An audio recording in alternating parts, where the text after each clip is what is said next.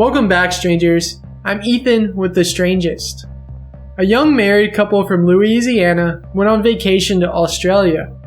They booked a scuba diving trip to the Coral Sea with a group of people.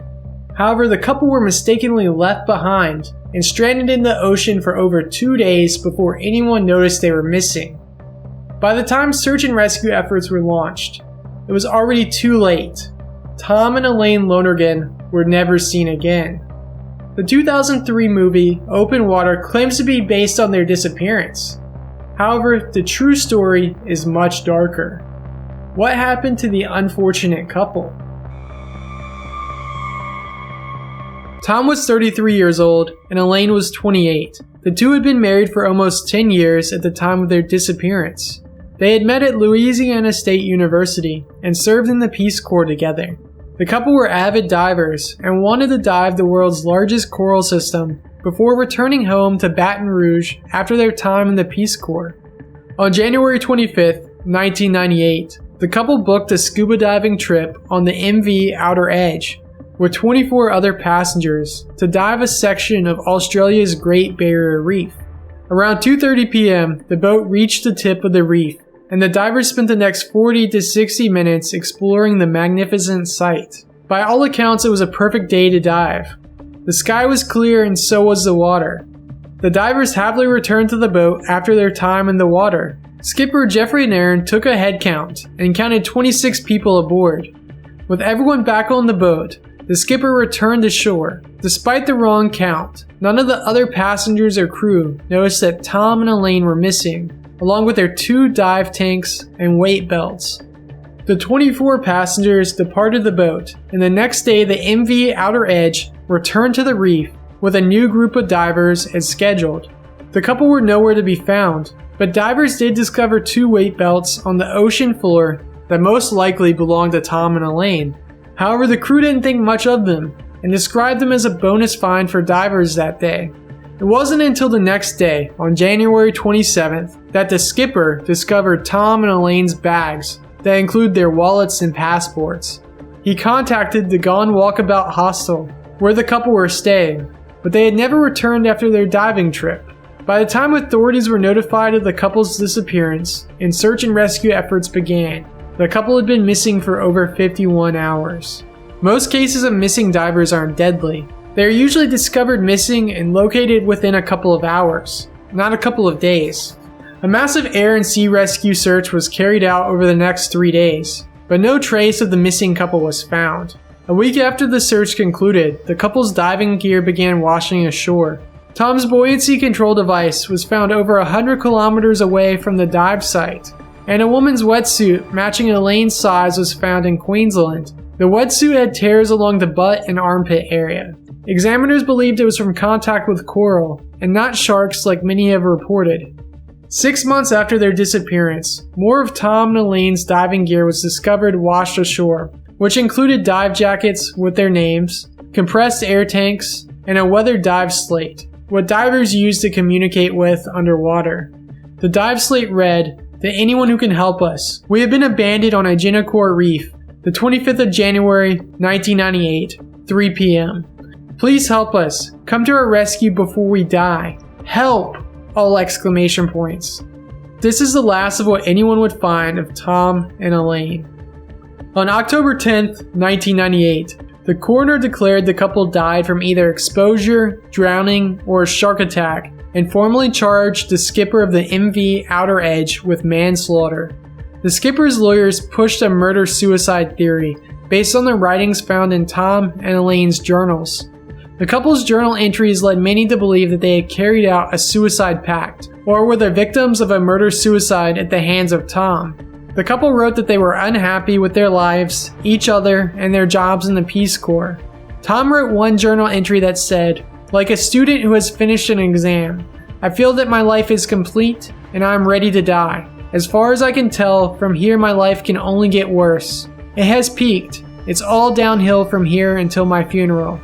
Eileen wrote one entry just weeks before the couple's disappearance that said, "Tom hopes to die a quick and painless death, and he hopes it happens soon.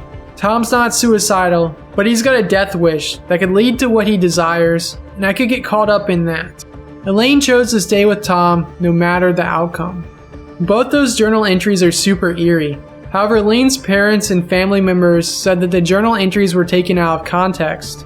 Investigators said that only the pages that could confirm the suicide theory were leaked to the press. The majority of the couple's journal entries were not made public and were only read by the coroner, investigators, and family members. Some believe the couple faked their own deaths. After the story made headlines all over the news in Australia, over 20 people came forward who claimed to have witnessed the couple after their disappearance. A bookstore owner in Port Douglas said the couple walked into her store 2 days after their disappearance. She claimed Tom and Elaine bought maps and postcards. Another person claimed to have witnessed them at a hotel in Darwin, almost 3,000 kilometers away from Port Douglas. Another boat captain who visited the same dive spot the next day said he may have encountered the couple. Before returning to shore that afternoon, his head count for his boat came out higher by 2 than what he left shore with. His tour group that day were all from Italy and spoke all Italian. However, the captain swore he thought he heard a couple of American accents on the return trip that day. Did Tom and Elaine plan to spend all night in the water and be picked up by another boat so that they could begin a new life together? Some believe another unidentified boat was waiting a kilometer away from the dive site to pick them up after they were left. The strangest detail in the case is a mysterious phone call that was made to the Outer Edge tour company the night before the couple's disappearance. The call was answered by the Outer Edge's operations manager, who said Tom called asking if the boat would be visiting Agincourt Reef. The manager said that the boat would, but Tom kept repeating the same question until he became agitated. The Cairns Visitor Information Center received a similar call from Tom asking if a charter boat called the Quicksilver 5 visited Agincourt Reef. The dive slate said the couple were abandoned on Agincourt Reef, but were they picked up by a charter boat after the Outer Edge returned to port? Later that day, a fishing boat was allegedly seen speeding away from the dive site. There's no concrete evidence that the couple faked their deaths. So much of their plan would have to rely on the skipper miscounting the passengers, not noticing their dive tanks or weight belts were missing, and that their belongings were still on the boat, along with no other passengers asking what happened to the missing couple. Tom and Elaine left their passports and money behind. They never touched their bank accounts again, and they didn't try to cash in on their insurance policies. If they faked their deaths, they would have needed a solid plan on how to begin their lives together from scratch. The skipper of their boat was found not guilty for manslaughter, but his tour company, the Outer Edge, was fined $28,000 after pleading guilty to negligence, and has since gone out of business. Strangers, what do you think happened to Tom and Elaine? Did they drown? Were they eaten by sharks, faked their deaths, or did something more sinister happen? Imagine coming up from the water after a 40-plus minute dive and looking around and realizing the boat has left you. You're surrounded in the middle of the ocean, all alone with only your significant other. A once-in-a-lifetime dive to the Great Barrier Reef has just turned into a nightmare as you and your partner fight to survive. It would be terrifying. And Open Water does an amazing job portraying how scary this situation would be. The movie changed the names and location, but it follows a couple who are left behind in shark-infested waters after a scuba diving trip. The movie was filmed over the course of 2.5 years on weekends and holidays. The stars had to film in the water for over 120 hours and had to wear chain mesh under their dive suits because they filmed with real sharks. No CGI was used at all. It cost only $130,000 to make and was a passion project between the director and his wife, who were both avid divers. They ended up selling the movie to Lionsgate for $2.5 million, and it went on to gross $55 million at the box office. It even spawned 2 sequels that were really only connected to the first movie in name only. It's definitely worth checking out, especially if you like the ocean, sharks, and if you're a scuba diver. It can be a little boring, but check it out if you get a chance. Thanks for watching, strangers. If you enjoyed this video, please leave a like so I know I shouldn't stop making videos anytime soon. I have a pretty consistent streak going of releasing videos every other Wednesday, so keep a lookout. Subscribe if you're new and hit the bell button.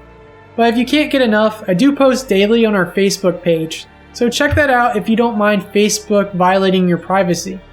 And as always, stay strange.